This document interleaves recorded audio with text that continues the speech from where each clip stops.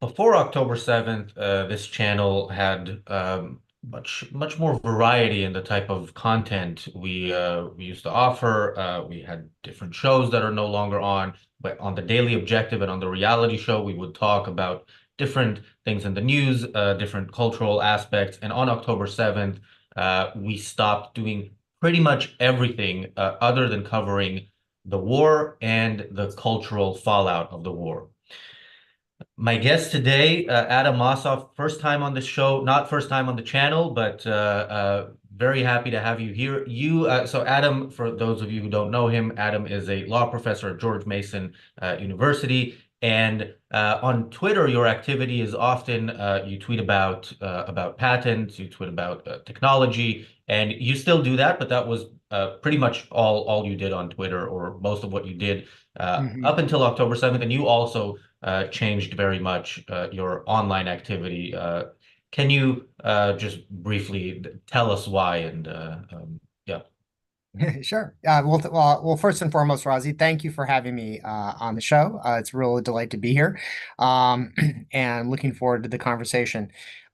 So, as Razi mentioned, I'm a law professor at George Mason University in the United States at the Antonin Scalia Law School, and my specialty is patent law and intellectual property law more generally, as well as innovation policy. And so, since that's my area of specialization and that's my area of expertise as a professor and as a scholar. I My entire online presence with respect to Twitter was really focused on that patent law, intellectual property law, and innovation policy, and related issues like science and technology. But October 7th was a serious wake up call for me, and I was very concerned, understandably, as we all are, about what happened on October 7th in October, and then as we've watched over the ensuing months, I mean, the proverbial tsunami of anti-Semitism that has just swept Europe and the United States in particular. And so I was a little, I'm not someone who usually sits back and just kind of thinks about things. I like to take action. And I was really trying to figure out what to do. And I was really inspired by a talk given by Barry Weiss in November in Washington, D.C. at the Federalist Society's National Lawyer Convention, called "You Are the Last Line of Defense." And it's a really inspiring talk. She compares and contrasts the reaction in the United States from between October 7th and 9/11, and which is very dramatic when in this kind of historical comparison she does. But then she concludes it with some calls to action. It just isn't just a depressing talk. It's also you can do this. And she was speaking to all of us as lawyers at that time, and she was saying, you are the advocates for due process, constitutional government, the rule of law. You are in a unique position to speak up about this, and you should. And you can no longer be quiet about these matters. And that really inspired me then to change some of the focus of my presence online. And I announced and pinned at the top of my Twitter feed, why I was changing a short thread. And I still do my posts it's called "On This Day in Innovation History," the anniversaries of various patents issuing in history, because everything has been patented. But now I also tweet on kind of the war, the counteroffensive and war in Gaza, the war with, and the war on other fronts in Israel, and exposing and highlighting and detailing the underlying nihilistic ideology that is driving the anti-Semitic attacks and protests that are occurring in England and in the continental Europe and the United States. Yeah, it's interesting looking through your Twitter and then seeing, for example, one of your recent tweets was about the Walkman and being invented in 1979. And I thought, wow, that's such a relatively short time. You had the Walkman, then you had CDs and, the Discman, which didn't really take off, although I remember having one as a teenager. It was a bit too bulky to carry around. And I then had one.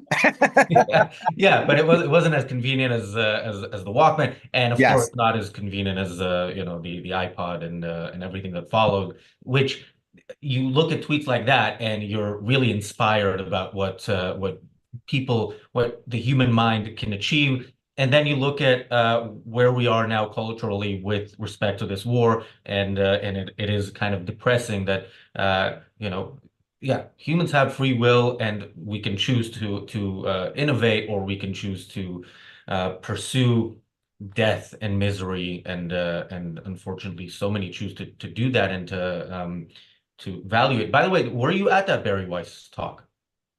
Yeah, I was at the convention, but I happened to miss that. I was not actually in the room for that talk, unfortunately. So I watched it though that evening, because they record and replay it. And I have been promoting it ever since, because it is an incredibly eye-opening and inspiring talk at the same time, identifying the real nature of this kind of nihilistic ideology. Because that's one of the things I appreciate about it, Barry Weiss, is that she doesn't view it simply as just this is just anti-Semitism. She understands and recognizes that it's driven by this fundamental nihilism that is anti-Western, opposed to all of the positive values in Western civilization that Ayn Rand recognized and then provided a more consistent and thorough rational defense for. And then and so she recognizes what this is my phrase for it. She has a different term for it, that anti-Semitism really has always been just kind of the tip of the spear of this nihilistic ideology. Yeah, and I've watched that lecture. I definitely second your recommendation. It's an amazing lecture, and generally Barry Weiss Yeah, is somebody to follow. When so after October 7th, in the immediate aftermath, yeah. were you expecting in early July 2024 for us to be where we are with respect to mostly to the cultural reaction in the US, in the UK, generally in the West? Um, no. Unfortunately. So I was actually on a business trip. I was actually in India on a business trip on October 7th. And so I was kind of the initial reports were coming in via Twitter and the videos, and it was clear this was an abhorrent, barbaric assault on Israel. And I was really concerned about what would be at that on that day, what would be the reaction. But initially, the initial response from President Biden and from other countries was, in that first week or two, very positive, right? They were very supportive of Israel. They condemned the attack. They condemned what Hamas had done. Um, and there were expressions of support for what Israel had to do in response, and the recognition that Israel was going to have to engage now in a counteroffensive to eradicate Hamas in the same way that that the West had to eradicate the Nazis. And of course, at the same time, there were the initial protests supporting Hamas. And there were in October, there were starting to be some street protests, with people chanting, for those who are oppressed, resistance is justified and things of this sort. And I was tweeting, and I tweeted a little bit of that, but that seemed to be very sporadic.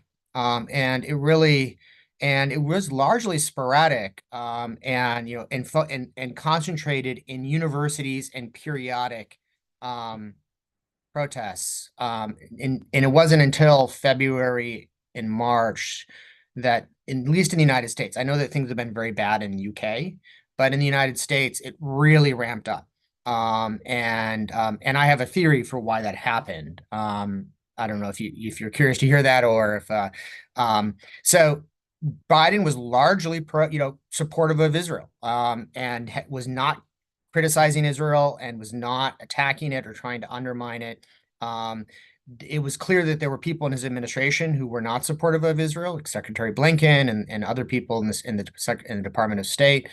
But Biden himself started out pro-Israel, and Senator Schumer in December gave an incredible speech on the floor of the Senate in the United States Congress on the threat of anti-Semitism, and that we cannot have a repeat of 1938 Berlin, and that we need to stand up and appropriately respond to this threat to to Jews, but more broadly to Western civilization.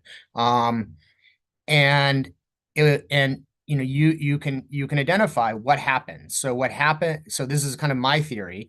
I don't know if others share it, and I haven't seen it identified anywhere else. So in Biden's State of the Union address was the first time. So the State of the Union, for those who aren't in the United States, is the speech that the president gives to the U.S. Congress at once a year, and it occurs in January, February every year. And the Biden gives his State of the Union address in the United States in late February. And that's the first speech where he says, yes, Hamas did something really bad. And then there's the but. There's always the I support, but, and then there's a lengthy, what follows is the criticism. And he repeated what had been Hamas propaganda about unnecessary civilian deaths and the obvious lies and propaganda about a humanitarian crisis and there being starvation in Gaza. I mean, which is all false. Anyone who can follow the facts and knows the facts of what's happening is false. And if there is any starvation, it's because of Hamas stealing the food. And then shortly thereafter, Senator Schumer starts to criticize Israel, and later gives a speech in the U.S. Congress calling for Netanyahu to be deposed, which is shocking. You will search in vain for U.S. Congresspersons, giving speeches calling for the removal of allies. Leaders. They give speeches calling for the removal of our enemies all the time, but our allies. Senator Warren starts giving speeches literally accusing Netanyahu of committing war crimes and that he should be prosecuted. This very far leftist Marxist group of congresspersons in the U.S. Congress that go by the name of the Squad. This is AOC, and others. They start to become unleashed. I now refer to them as the Hamas Squad, as my hashtag on Twitter. And so what you saw was the Democratic leadership in the United States. So the leadership of the Democratic Party in the United States and the party that is in power in the United States right now in the government, all starting to criticize Israel, repeat Hamas propaganda, and starting to condemn Israel without, by the way, concurrently calling for the release of hostages, without being very clear that Hamas is responsible for everything, that that Hamas could end this war in one minute by releasing the hostages and surrender. Never saying that, but falsely accusing Israel and Israel's leaders of committing war crimes, committing genocide, of creating humanitarian crisis. And so you can then understand what happens. So the left in the United States feels empowered. This is, Ayn Rand has a term for this, sanction, and they are morally sanctioned by our political leaders. They hear the message loud and clear. Yes, we can now become more explicit. We can crawl out from the rocks that we've been hiding under, in the same way that they hid under rocks after 9/11 and after the fall of the Soviet Union. They came back out in force, and that is actually when you actually start to get the extreme protests, where in the beginning of the extreme violence and the attacks on Jews, the harassments, the vandalism and the destruction of property, which is continuing to this day because the Democratic Party continues to empower them by morally sanctioning what they're doing. Yeah, that Schumer speech was was an unusual moment. I mean, you say that they often call for the removal of our enemies' leaders, but after Raisi, the president of Iran, died, the State Department issued condolences to the Iranian people, while the Iranian people, risking their lives to celebrate his death.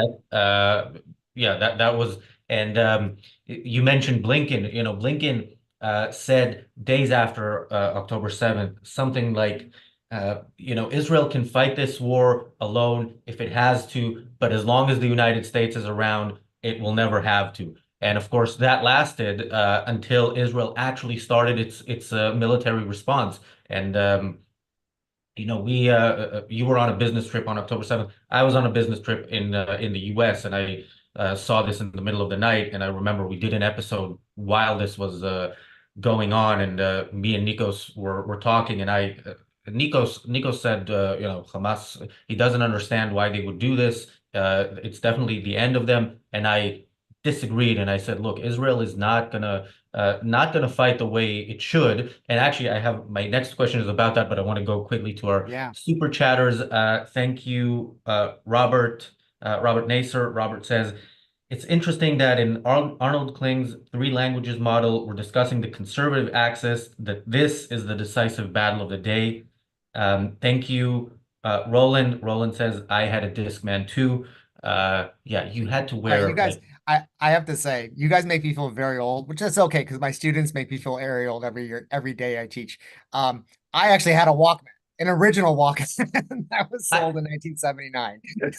So, um, so I appreciate that you guys had Discman Well, I had a Walkman too, but in my later teens, I had in a your later Discman, and I, years when they I were was wearing, baggy pants, so no. I could put it in my pocket, but I had an original one. I think I purchased in 1980. I saved up my allowance. Uh, so no, but I appreciate it. It gives me nice perspective. Thank you, Robert Naser, for another super chat. Robert says, after this discussion and the reality show which follows, folks should definitely listen to Barry's most recent TED Talk in April 2024, Courage, broader talk, same themes. Thank you, PC, for the super chat. PC says, it must upset the left knowing Hitler himself was a leftist. I mean, the left-right divide is Yeah, problematic in many ways, one of which yeah, is they kind of share collectivism, and then they have different, they disagree really on minutia. yeah. Yeah. I mean, the And left does not see. I mean, you always have to be kind of objective about how the other side views itself, right? And the left views the Nazis, despite the fact that Nazi is an acronym for National Socialist, as the right. And there was a moment in the United States about 3 weeks ago when David Duke, who is a neo-Nazi in the United States, tweeted support for AOC, the leftist politician in the U.S. Congress, for all of her attacks on Jews, and she responded very negatively, like, "Oh, how was I that Nick reject you." Fuentes, right? Not David Oh, Duke. That was what? Nick Fuentes. Oh, it was Nick Fuentes, but I'm sorry, but David Duke also tweeted. I'm sorry, you're right. It was Nick Fuentes who tweeted, but David Duke has also announced his support for their attacks on the Jews, and so the left views itself as being mired with or wrongly combined with them but you're right, the proper objective perspective from an objective perspective is these are both advocates for collectivism. These are both tribalistic, collectivist ideologies that group people together and view them as groups, view individuals as units of larger groups, and the group is the defining category. So it doesn't matter if you're a National Socialist or a socialist; you're a socialist. And yes, and so that in a certain sense, that's helpful for us because it makes it very clear when Nick Fuentes and David Duke, two neo-Nazis in the United States, join with these leftists, these so-called quote progressives unquote in the U.S. Congress, because it makes it clearer to I think a lot of regular people, that these groups aren't really that far off from each other. Because a lot of people are confused by the wrong kind of categorization of the Nazis being on the right and the left and the socialists being on the left. Yeah, we covered that. We did a show about the Nick Mhm. Fuentes AOC love Yeah. affair, All and right. we also covered it in UK politics when there was a an election here with George Galloway, really the most despicable person in UK politics, which is an achievement. And when he was running, he got the support of what's the Corbyn. guy's name? The guy who runs the British National Party, a party that was only white people could be members of it until about a decade ago when the court forced them to accept non-white people. So yeah, Yeah. this makes sense in the sense that these people don't make sense on anything, and they are Yeah. united Well, in their you're seeing this in England, right, with Jeremy Corbyn, right? Your leftist Labour leader, right? Who is Former leader. former leader. Yes. Well, in the US we refer to people as leaders even when they're not currently political leaders. Right?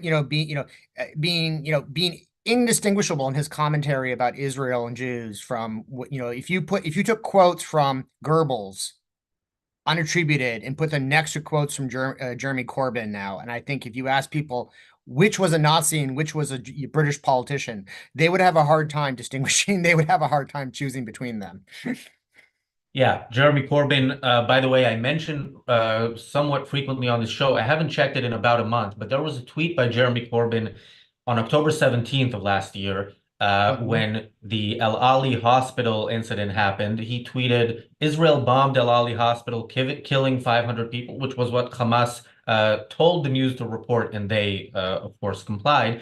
And this was disproved within a couple of hours. It was proved that it was a Palestinian Islamic Jihad rocket that was misfired and was aimed at killing Jews and ended up killing some Palestinians. Of course, nowhere near 500. And Jeremy Corbyn did not delete that tweet, at least until about a month ago, last time I checked. He hasn't deleted that tweet. It's out there, which is often the goal, I think, of this of Hamas's propaganda.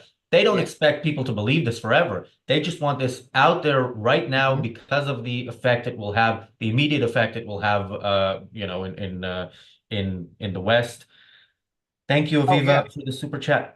Yeah. I mean, I mean, one of the things that I often tweet about is how, what we're seeing is a repeat of the very effective propaganda by the Nazis in the 1930s and even in the 40s. The difference is the U.S. newspapers weren't willfully and gleefully repeating Nazi propaganda. But Joseph Goebbels, the head of the Ministry of Propaganda for the Nazi government and the Nazi Party before that, he very famously said, that you repeat a lie enough times and it becomes the truth. And that's a kind of a core foundational principle of propaganda. And so they don't need that. A lot of U.S. newspapers very willfully repeated the exact same propaganda about the hospital, and a majority of them have not retracted it.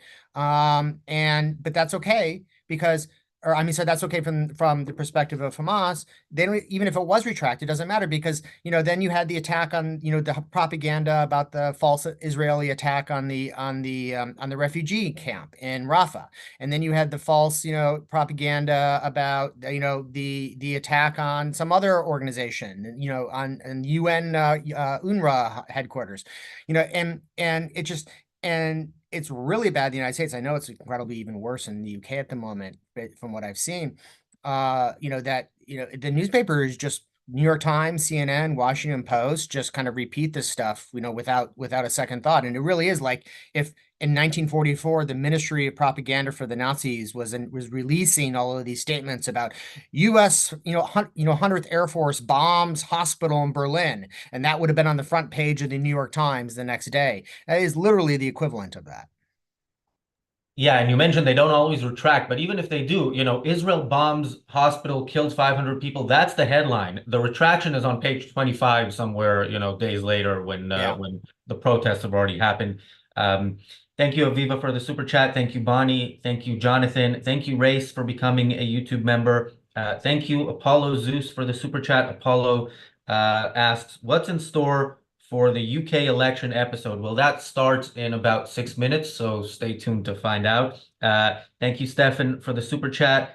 And thank you, PC, for the super chat. PC says, Corbyn is a big Hamas supporter and IRA in the past. Yeah, and he made no secret of it. There's that famous video of him saying, we invited our friends from Hamas and our friends from Hezbollah to the UK Parliament. Yeah, he is, by the way, something else I remember he tweeted was on October 7th, in the afternoon after the attack was done, he called for an immediate ceasefire and for both sides to stop. Basically, after Hamas could no longer kill, he wanted to make sure that they got away with it. So, wanted to ask you about Israel's military response, and what if it had been, as we've advocated on this channel, much harsher militarily, and which would have resulted, since Hamas does hide behind civilians, would have resulted undoubtedly in addition to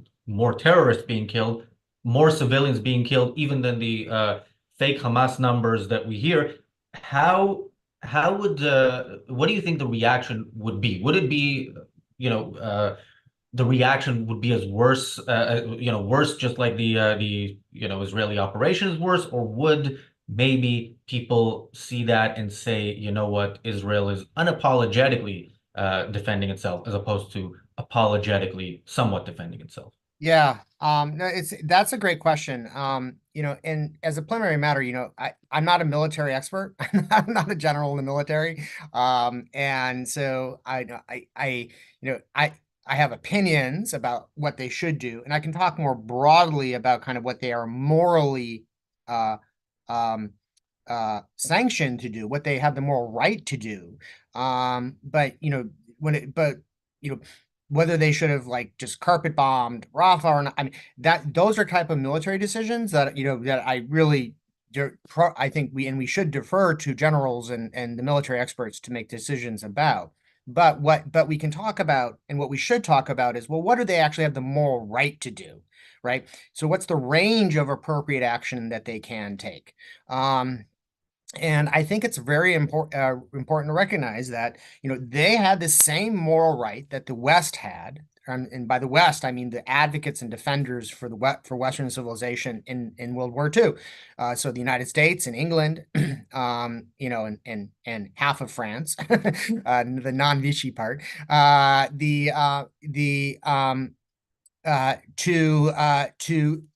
to respond wholesale to destroy these enemies, to destroy these military aggressors. And just like the United States and England and Australia and the other allies did in World War II. People often say, "Oh, we can't destroy Hamas; it's an ideology." We destroyed Shintoism as an active ideology in Japan after World War II. We destroyed Nazism as an active ideology, driving policies and governments in the West after World War II. It is not, so it is possible to do that. But how did we do that? By destroying the entire governments, to bringing total war to those countries, by recognizing that, any deaths and civilian deaths are always unfortunate, but we have to recognize what is the cause of the civilian deaths. And the cause of the civilian deaths is the people who start the war. So, in World War II, if you look at pictures of Berlin, and I often sometimes tweet pictures of Berlin from 1945. I mean, it's a hellscape that makes Gaza look like, paradise. And that was the fault of the Nazis. And every civilian who died from World War II was the fault of the Nazis. And so every civilian who dies in Gaza is the fault of Hamas. Hamas could end this war tomorrow, not just by not committing war crimes, by hiding behind civilians and using hospitals and civilian homes to attack troops and as military bases, but they could just surrender. They could give up the hostages and surrender, and this war would be over. But they don't. And so, to the extent that they are not doing that, the moral culpability for this war rests on Hamas, and Israel has within its bounds of its rights, to go in and to do to Gaza, and the supporting Palestinian authorities in the West Bank, insofar as they support this either tacitly or explicitly. This exact same thing that we did to Germany and to Japan in World War II, which is wholesale destruction in order to eradicate and eliminate both its military capability and entirely eliminate the government wholesale, so that then it can be replaced and controlled. And you then begin the process. It was called denazification after World War II.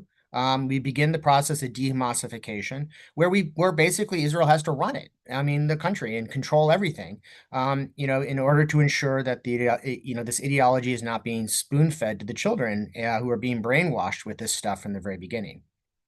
Yeah, so they have the moral right to do that, and at a certain level, they should have done something like that. From my perspective, I'm not an expert on this, but from my perspective, they should have gone in very quickly, and they should, because this is the problem: is the West support does never last. It's because they don't have the principles and the intellectual understanding of why Israel is right. They have the immediate emotional reaction, and clearly and emotional reactions only last so far as you're getting the immediate input to give you the emotional reaction. So Biden and everyone else has forgotten October 7th. And so Israel should have gone in much more quickly and have eradicated them.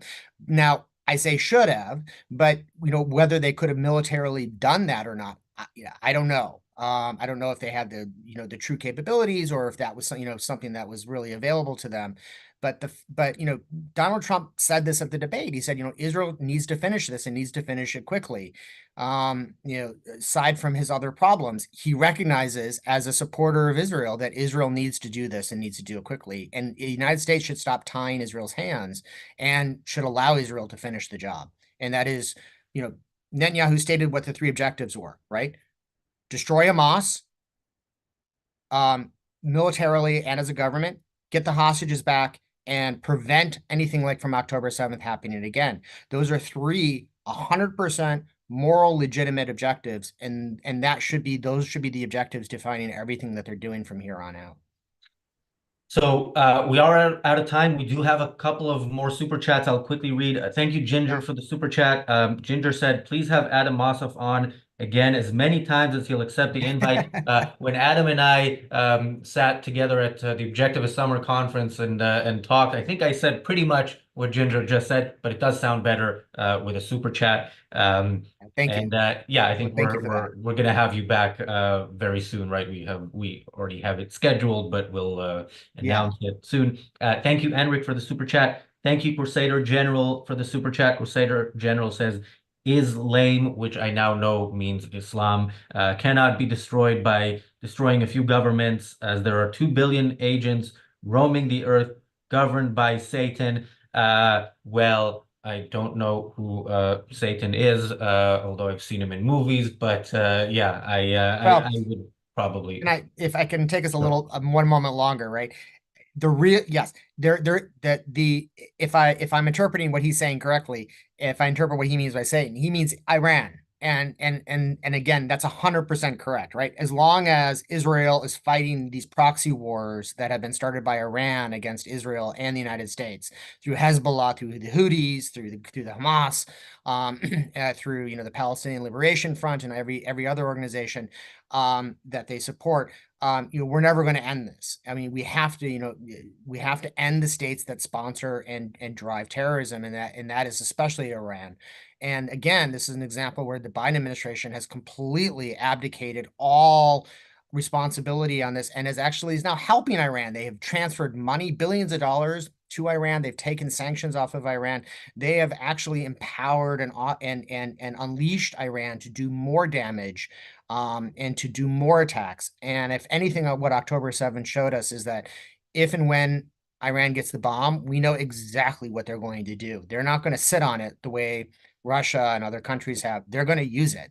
And if we are helping them make that happen, then we are accountable for that. All right, we have another super chat got me from going. Crusader General who says, I mean Allah, not Iran. Crusader General, you should tune in for tomorrow's episode of the Daily Objective. Nicholas Krusek and James Valiant will be talking about the golden age of Islam and why we're kind of not seeing that side of Islam now. What we are seeing is the UK elections, which are coming up in 2 days. And some people want to vote for whatever reason. I kind of gave away my point, but we have a debate on the reality show, which is about to start. Should you vote for Reform UK?